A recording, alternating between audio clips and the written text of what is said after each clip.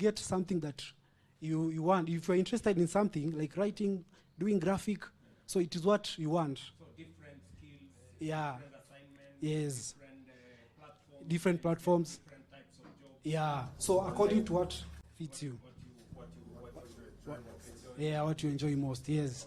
Yeah. So in the last 6 months, you've made, that is $4,000 is like 500,000 Kenya. Yes, 500,000 Kenya shillings. Umeweka kwa mfuko? Kwa mfuko. Yeah. And you see, and Your Excellency, that is before tax. Yeah. Yeah. Ushuru lazima tulipe. Yes. Yeah. Yeah. Yeah. Yeah. Yes.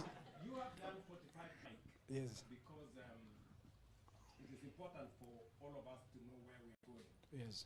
Because young people out of school, out of college, can get jobs. Yes. Yeah? Yeah. And you know, to have a plan on how to get jobs must be deliberate, must be intentional. Yes.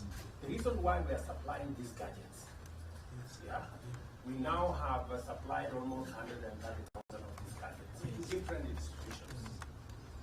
We 13,000, sorry. I think yeah, 13,000. We have a pool of maybe 23,000, so we are continuing to supply to other institutions, and we started with tickets. Yes. But additionally, beyond now these tickets, we have asked every member of parliament, Madenge India, is that in every ward there should be an ICT hub like this one. Yes. In every ward. Yeah. So that the same way you have an opportunity here with internet access,